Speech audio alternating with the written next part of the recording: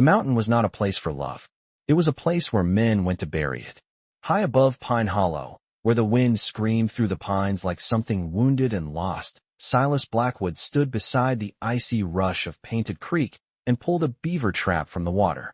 Snow still clung to the shadows. Even in late May, the cold could bite through a man's coat and settle in his bones. Silas did not flinch. At 40, he was broad-shouldered, scarred, and carved into hardness by war, wilderness, and too many winters spent alone. A pale white line ran from his temple into his beard, a memory from Antietam, from smoke and blood, and the day his younger brother died in his arms. The mountain suited him. It was cold, silent, merciless. It asked no questions and offered no comfort. His cabin sat a mile uphill, pressed against a slab of granite as if it, too, wanted to disappear from the world. It had not been built for warmth. It had been built to survive. Thick logs, narrow windows, a roof low enough to fight the wind. Inside, there was one bed, one table, one iron stove, and the smell of smoke and fur. Silas had not meant to marry. Not ever. Love was a weakness he had already paid for twice. Once on a battlefield. Once in Ohio, when a woman named Mary stood on her father's porch and told him she would never follow him into the savage mountains. She wanted streets and lamplight and neighbors close enough to hear a piano through the wall. Silas wanted silence. So he chose silence. For 20 years, he trapped, hunted, traded furs, and lived alone. Pine Hollow tolerated him because he paid in gold and never caused trouble. But they never invited him to supper. Never called him friend. He didn't care. Until the winters grew harder. Until his joints began to ache before a storm. Until he realized one broken leg would kill him. One fever could leave his body frozen under the first snow. So he made a practical decision. The same way he set traps. Calmly, cleanly, without emotion. He wrote to a marriage agency in St. Louis. Not for love, for survival. Weeks later, letters arrived full of soft promises and flowery lies. Women who wrote about sunsets, devotion, and dreaming of a gentle husband. Silas burned those without reading them twice. Then he found one written in firm, controlled handwriting. My name is Alara Vance. I am 28 years old. I can cook. I can sew. I do not expect love. I expect honesty and work. If you treat me with respect, I will do my duty. He read it once. Then again. No fantasy. No desperate sweetness. No false hope. Just truth. Silas counted out his savings from beneath the floorboards and wrote back a single page. Come to Pine Hollow. Life is hard here. I offer food, shelter, and protection. Blackwood nothing more. He expected a cold marriage. That was the point. 2,000 miles east, Alara Vance sat in a crowded train station in Chicago with Silas's letter folded tight in her gloved hand. It felt like the last honest thing left in her life. Once, she had been a seamstress in Boston. She had been proud of her hands, proud of the tiny stitches that made silk lie smooth, proud of earning her own money in a city that preferred women helpless. Then a wealthy man named Sterling Hawthorne decided she belonged to him. When she refused him, he ruined her. He told the police she had stolen from him, told respectable society she was immoral, told employers she was dangerous. In the city, a rich man's lie could bury a poor woman faster than the truth could save her. She lost her job, then her room, then her good name. The West was not a dream. It was an escape hatch. The journey nearly broke her. Endless plains, bitter dust, cold nights in stagecoaches crowded with strangers who looked at mail-order brides with a mixture of pity and contempt. 3 days from Pine Hollow, the coach tipped in a flooded crossing. The driver was thrown and split his leg on a rock. While others screamed or ran for cover, Alara tore her petticoat, knelt in the mud, and tied the wound with steady hands. She sat in freezing rain all night, pressing cloth against blood until help came. She was not weak. But by the time the battered coach finally rolled into Pine Hollow, she was tired all the way through. Silas Blackwood was waiting. He stood outside the general store, tall and still, hat in one hand, black coat dusted with late snow. He did not look like a husband. He looked like the mountain had made a man in its own image. Hard, silent, dangerous. He did not smile when he saw her. You, he asked. She stepped down from the coach, straightened her spine, and lifted her chin. I am Alara Vance. For a long moment, they simply looked at each other. He saw a woman worn thin by travel, with tired eyes and a jaw too stubborn to bow. She saw a man who could snap a neck if he wanted to, but in his face, she did not see hunger. She saw restraint, and something lonelier than she had expected. They shook hands like strangers closing a business deal. Inside the general store, the shopkeeper smirked and muttered something crude about damaged goods. Silas leaned across the counter before Alara could even react. "You will speak of my wife with respect." The word hit her harder than it should have. Wife. No man had defended her in years. Maybe ever. They rode up the mountain before sunset. The trail narrowed, the air sharpened, and Pine Hollow disappeared below them until the whole town looked like a handful of toy buildings dropped in a valley of smoke. The cabin waited at the top, dark against the snow melt, as lonely as a grave marker. "This is it," Silas said. Alara looked at the rough logs, the smoke-blackened chimney, the pine trees pressing close around the clearing. It was harsh, remote, frightening, but it was not Boston. Inside, she saw one bed. Silas saw her notice it. "You take it," he said. "I'll sleep on the floor. You're the husband." "I'm a man of my word," he replied. "And I don't take what isn't freely given." Something in her chest loosened. Only a little, but enough. That night, while the wind threw itself against the shutters, Alara lay beneath his only good blanket and listened to him sit awake by the fire. For the first time in years, she fell asleep without fear of footsteps coming toward her door. She had come for shelter. She did not know hope had climbed the mountain with her. Morning on the mountain was not soft. It came with the crack of an axe, the sting of cold air, and the smell of coffee boiling black on the stove. By the time Alara stepped outside wrapped in her shawl, Silas had already split half a stack of wood. Sweat darkened the back of his shirt despite the cold. His movements were steady, efficient, stripped of waste. "Coffee's inside," he said without looking at her. "Water buckets by the door." He was not rude, just spare. A man who had learned to speak only when speech was necessary. Life settled into a hard rhythm. Silas left before dawn to check his trap lines. Alara baked bread in a Dutch oven, learned how to judge a fire by feel instead of sight, and scrubbed clothes in water so cold it split the skin on her hands. She swept the cabin, patched a draft by the west window, and discovered that the mountain had no patience for softness. It did not matter that she had once stitched silk for women who complained if lace was one shade too cream. Up here, everything demanded strength. Still, she noticed things. Silas always chopped extra wood before a storm. He left the best portion of venison on the table for her and took the tougher cut himself. He said little, but every choice he made was its own rough kind of care. There were rules, too, unspoken at first, then quietly clarified. Do not go beyond the upper ridge alone. Do not cross the creek after dark. Do not open the locked room near the back wall. The last rule stayed with her. She never asked why. Not yet. Because in that little cabin, silence had shape.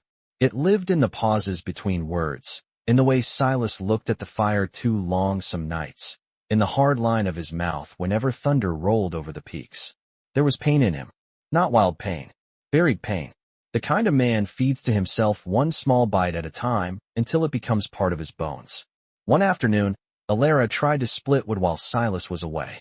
The axe bounced off a knot and jolted her arms so hard she nearly dropped it. "You're fighting it," came his voice from behind her. She turned, startled and irritated. "I can do it." "I didn't say you couldn't." He stepped close, but instead of taking the axe from her, he placed his hands over hers. His palms were calloused and warm. His chest brushed her back as he adjusted her grip. "Loosen your hold," he said quietly near her ear.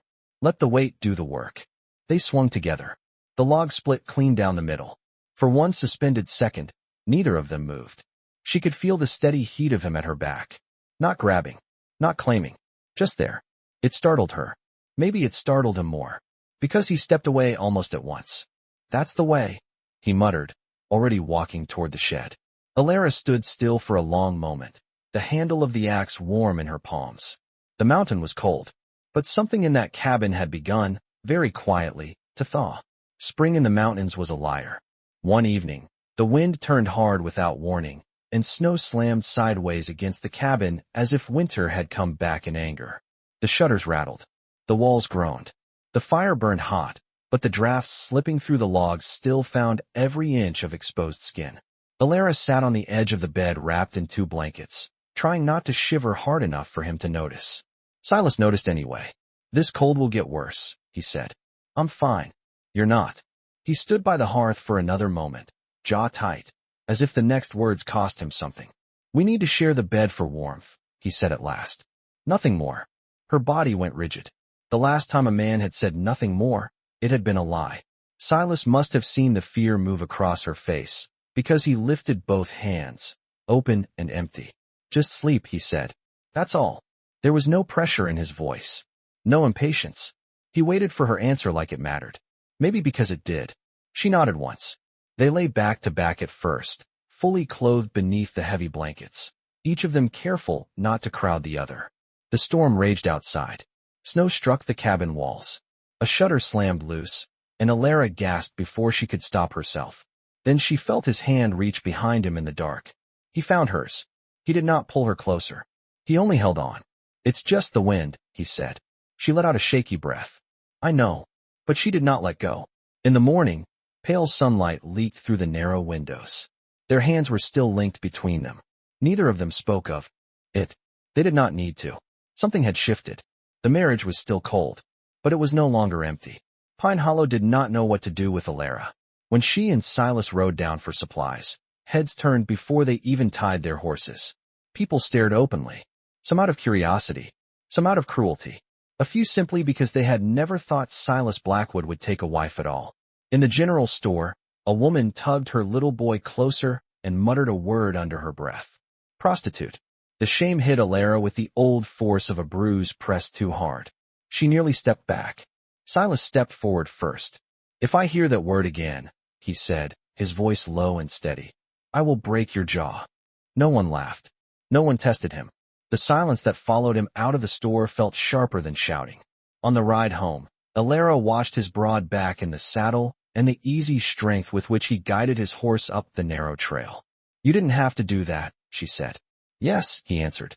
"I did." That should not have mattered as much as it did.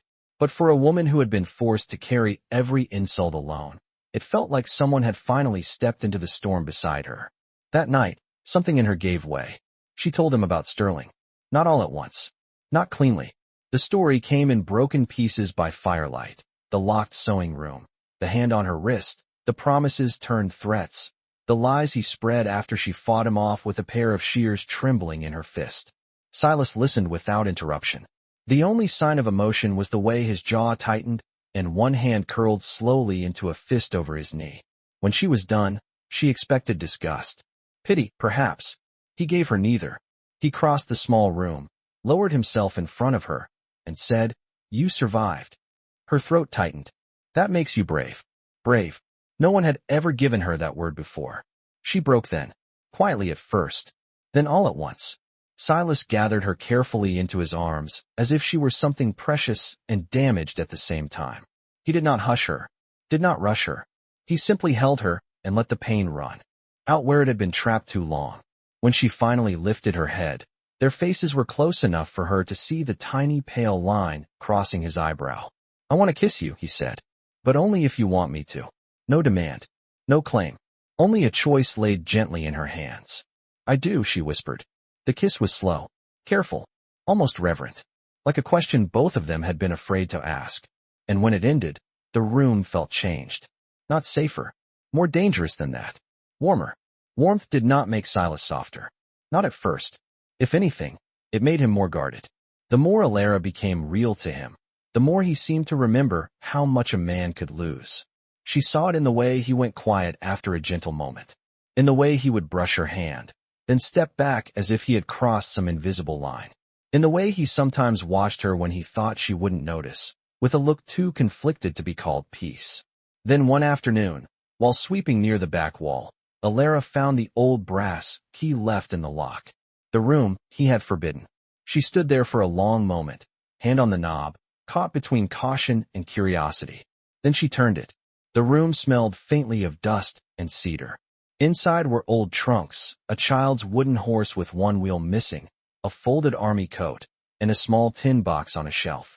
Beside it stood a framed photograph gone soft at the edges, a woman and two boys in front of a farmhouse. Before she could move closer, Silas's voice cut through the doorway behind her. "I told you not to come in here." She turned. His face had gone pale beneath the weather. I wasn't trying to pry. His eyes flashed, not with rage exactly, but with pain sharpened into anger. That room is closed for a reason. So I see. He took one step inside and stopped, as if even he did not want to be in there. My mother kept this room. My brother's things are in here. Some of mine too. I kept what I could after the fire. Alara stilled. Fire. He looked at the little wooden horse, not at her. Before the war. Before everything else. House caught in a storm. My father was away. I got my mother out. His voice roughened. I didn't get Thomas out in time. Silence filled the room. Not empty silence. Grieving silence. When he finally looked at her, the anger had burned down into something rawer. I don't keep that door shut because I hate you, Alara. I keep it shut because some things never stop hurting. That was the first time he had ever said her name like it mattered. She stepped closer, not touching him yet. Then stopped carrying all of it alone. His laugh was bitter and brief. That's all I know how to do. Maybe. But she was beginning to learn another truth. A man could live with pain for years. That did not mean he was meant to. Trouble came on horseback. A deputy from town rode up one gray morning with a letter and bad news folded together in his coat pocket. The letter bore a Boston seal. The deputy read the contents aloud on the porch, awkward and reluctant. Wanted for theft and moral indecency. Reward offered for return. Alara felt the blood drain from her face. Sterling had found her. Silas took the paper from the deputy's hand, read it once, then walked to the stove and fed it to the flames. Tell them, he said, watching the paper blacken, that no one takes my wife anywhere. After the deputy left, the cabin felt smaller. The mountain, which had once seemed like protection, now felt exposed in a new way. Too high, too isolated, too easy to surround if men came with enough hunger and enough money. Down in Pine Hollow, a stranger in a dark coat began asking questions. Money changed hands. Rumors spread faster than spring runoff. By Sunday, whispers followed them all the way to church. The preacher spoke about hidden sin. People shifted away from Alara in the pew as if shame were catching. That night, she stood by the window and said the words she had been swallowing for days. You should send me away. Silas looked up from the table. They're coming because of me, she said. You're losing your peace, your standing, my standing. His mouth pulled into something humorless. I never had any. You know what I mean. He crossed the room in 2 strides and stopped in front of her. You are not leaving this mountain. Unless you choose to, he said. And you will not do it because some rich coward in Boston thinks he can still own your life. Emotion tightened her throat. You could lose everything. His gaze held hers. You are the only thing here worth losing anything for. Then he kissed her. Not gently this time. Not recklessly, either. It was the kiss of a man standing on the edge of fear and refusing to bow to it.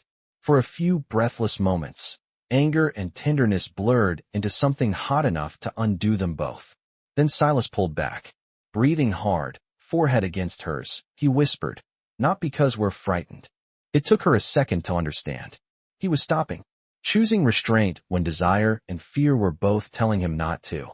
Choosing her, again. And that, somehow, burned deeper than if he had not stopped at all. The first real snow came early. Not in flakes. In judgment. Wind tore through the trees and buried the trail beneath white drifts so deep the valley vanished for days at a time. Their world shrank to the cabin, the woodshed, the frozen creek, and each other. By then, they had become something more than strangers sharing survival. They had become a rhythm.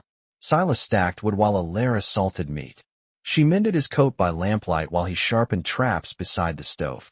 He taught her how to walk in snowshoes, how to test ice with the butt of a pole, how to read the sky before a storm. She taught him that stew tasted better with rosemary, that patched curtains still let in light, that a house with laughter in it could feel different from a shelter built only to endure. Silas did not say much about love. He showed it. By warming her gloves near the fire before she stepped outside. By checking the latch twice before bed. By tucking an extra quilt over her shoulders when he thought she had fallen asleep. Alara, in turn, did not ask him to become a different man. She simply made room inside his silence for something softer to survive there. It frightened him. She knew it did. Because every time he looked happiest, a shadow passed through him a heartbeat later. As if joy itself reminded him of how much grief had already taught him to expect. Still, love was growing. Neither of them had spoken the word. But it was there. In the bread she saved warm for him. In the way he touched the small of her back when she crossed icy ground. In the glance that lingered too long. In the pauses that no longer felt lonely. A cold marriage had become a living thing. And living things could be taken. Perhaps that was why the mountain tested them next. One afternoon, the sky turned the hard gray that meant trouble. Silas saddled his horse to check the upper trap line before the weather closed in. "I'll be back by noon," he said. Alara nodded, though something uneasy moved in her chest as she watched him disappear into the trees. Noon passed. Then 1. Then 2. By late afternoon, the wind had become a living force, hurling snow against the windows so hard the cabin walls trembled. Alara scraped frost from the glass with trembling fingers and saw nothing but white. Silas was never late. Fear rose hot and choking. She looked at the fire, at the door, at the chair where he sat every evening. Then she began to move, layer after layer. Wool stockings, coat, scarf, boots, rope, knife, blanket strapped tight. When she stepped into the storm, the cold hit like a blow. The snow was waist-deep in places. The wind erased tracks almost as soon as they formed. The world narrowed to white noise, white ground, white sky. More than once she nearly fell. More than once terror whispered that she would die out there and no one would ever find her. But she remembered his lessons. Listen for hollow ice. Watch the slope. Do not stop moving. She climbed toward the upper ridge one burning step at a time until she saw it. A broken shelf of snow near the ravine and, below it, a dark shape tangled against a fallen pine. Silas. She tied the rope to a tree and slid down, tearing her gloves and the hem of her coat on brush and rock. He was half buried, face pale, leg twisted badly beneath him. When he opened his eyes, confusion gave way to alarm. "Go back," he rasped. "You can't. I am not leaving you." He must have known then there was no use arguing. It took nearly an hour to drag him up that slope. An hour of slipping, hauling, bracing herself against ice. While the storm tried to rip them apart, she lashed branches into a crude sled, tied him in place, and pulled him home with every ounce of strength she had left. When they finally staggered through the cabin door, she barred it with shaking hands and turned to him. His skin was cold as river stone. The fire was not enough. Fear sharpened her into action.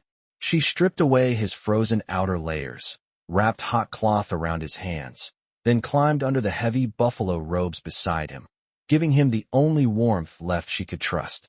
"Stay," she whispered against his temple. "You are not allowed to leave me." His body shuddered once. Then again. Hours later, the shaking eased. He was still breathing. And for the first time, Alara understood something terrifying. She had not gone into that storm because it was her duty. She had gone because losing him was unthinkable. For 3 days, Silas drifted in and out of fever. Alara splinted his leg, fed him water one sip at a time, cooled his skin with damp cloths, and sat awake through the night to make sure his breathing stayed steady. She moved like exhaustion did not exist, though it lived in the deep shadows beneath her eyes and the tremor in her hands whenever she thought he wasn't looking. On the 4th morning, she turned from the stove and found him watching her. Fully watching her. Not through pain. Not through fever. Through clarity. "You came for me," he said, voice rough. She tried for lightness and almost managed it. "You were late." His mouth moved, just barely. The closest thing to a smile she had ever seen on him. He reached for her hand. His grip was weak, but deliberate. "I thought," he said slowly, "I was giving you a roof. A name. Safety." She sat on the edge of the bed beside him. And you walked into a mountain storm for me." His gaze did not leave her face. "No one has ever done that." Emotion rose thick in her throat. "I would do it again." Something broke open behind his eyes then. Not weakness. Something braver. Relief, perhaps. Wonder. The awful, beautiful certainty that a heart long buried was still capable of living. When he pulled her toward him and kissed her, there was no hesitation left in it. No fear, disguised as restraint. Only truth. "We're not just surviving anymore," he whispered against her lips. No, they weren't. The mountain man who had braced himself for a cold marriage was burning now, and it was her fire. By spring, Silas could walk with a cane. The snow retreated up the ridges, revealing dark earth, swollen creeks, and the first stubborn shoots of green pushing through thawed ground. Trouble, however, did not melt. It rode up from town dressed in a clean coat and expensive contempt. The stranger waiting in Pine Hollow carried sterling seal and a fresh warrant. He announced the charges in front of half the town as if savoring the humiliation of it. Fugitive, thief, immoral woman. The old shame rose in Alara so fast she nearly couldn't breathe. Silas stepped in front of her before the man finished speaking. If you take her, he said calmly, you go through me. A hearing was called that afternoon in the meeting hall. The room was packed. Lies came first. A drifter claimed he had seen Alara in a brothel. A miner swore she bewitched men. Each accusation hit with the cold, practiced weight of something built to sound believable because it was cruel. When her turn came, Alara stood with her hands clasped tight enough to hurt. Her throat nearly closed. Then she felt Silas's hand on her arm. Steady, warm. She lifted her head. He tried to force me, she said clearly. I fought back. That is the crime he is punishing. Silence spread across the room. The hired man from Boston lost his temper first. He lunged, grabbed her arm, and called her a liar. Silas shoved him back hard enough to stagger him into a bench. Then came the gunshot. Deafening. Glass shattered. Women screamed. The stranger had drawn his weapon in a panic, but the sheriff moved faster. In seconds, he disarmed the man, twisted him to the floor, and pinned his wrist beneath a boot. You do not fire a gun in my town, the sheriff said coldly. The judge, red-faced, shaken, and suddenly very aware of how much he disliked Boston money on local ground, looked at the broken window, then at Alara, then at Silas standing beside her, as if he would tear the room apart before he let anyone take her.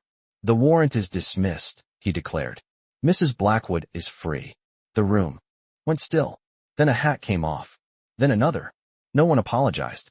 But the whispers stopped. Sometimes that was as close to justice as a small town could get. They rode home at sunset. The light stretched gold over the valley, and the mountain did not look like a prison anymore. It looked like something earned. A fortress. A refuge. A place made sacred not because it was gentle, but because they had chosen each other inside it. That night, after the horses were rubbed down and the door was bolted, Silas stood by the fire and watched Alara move through the cabin. Their cabin now, not his alone. The patched curtains she had sewn stirred in the draft. Bread cooled on the table. Her shawl hung beside his coat by the door. All the signs of a life. All the proof that he no longer lived inside survival and called it enough. I need to tell you something, he said. She turned. He did not look away this time. After the war, after Mary, after my brother, I told myself I was done with hope. Done with wanting anything I couldn't hold in my hands. His voice roughened. I thought if I married at all, it would be practical. Cold. Safe. Alara's expression softened, but she let him continue. I was wrong. He crossed the room slowly, as if every step was a confession. I have loved you for longer than I knew what to call it. Maybe from the first time you looked at this mountain and didn't run. Maybe from the night you took my hand in the dark. Maybe from the moment you came back for me in that storm. His eyes held hers. I only know I cannot imagine this life without you in it. Her breath caught. For all his silence, for all the words he had never used carelessly, that was the deepest vow he could make. She stepped into his arms and touched his face with both hands. I didn't come here for love either, she whispered. But I found it anyway. When he kissed her, the mountain itself seemed to fall quiet around them. Not because the world had become softer, because they had. Together. Summer brought green to the valley and warmth to the clearing. Alara planted herbs near the cabin wall. Silas repaired the barn roof and built a cradle. Without telling her why, until she found it half finished in the shed and stopped in the doorway with tears bright in her eyes. By then, she already knew. Her monthly bleeding had not come. She took his hand, pressed it over her stomach, and said the words that changed him all over again. We're going to have a child. Silas stared at her as if the world had split open and shown him something holy. The mountain man who had once believed love made a man weak felt his scarred heart break wide with joy. Winter returned, as winter always did. But when labor came with a storm howling against the shutters, fear did not rule that cabin the way it once had. Silas stayed beside her through every hour. He held her hand, wiped her brow, told her, in that low, steady voice, that she was stronger than any man he had ever known. At dawn, a cry filled the room. A son. Silas placed the child on her chest with hands that had once known only rifles, traps, and work.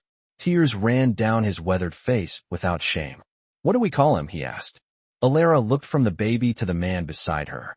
"Thomas," she said softly. "For your brother." Silas bowed his head once, overcome. Outside, the storm passed. Sunlight spilled over the ridge. Later, they stood on the porch with their son wrapped between them, looking out over the valley below. The world was still harsh, still wild, still capable of cruelty, but they were no longer alone in it. A marriage that had begun as a cold agreement had become something stronger than winter, stronger than shame, stronger than fear. Silas Blackwood had braced himself for a loveless life with a wife he barely knew. Instead, his bride had set his heart on fire. And in the heart of the mountains, where love was never supposed to grow, it grew anyway.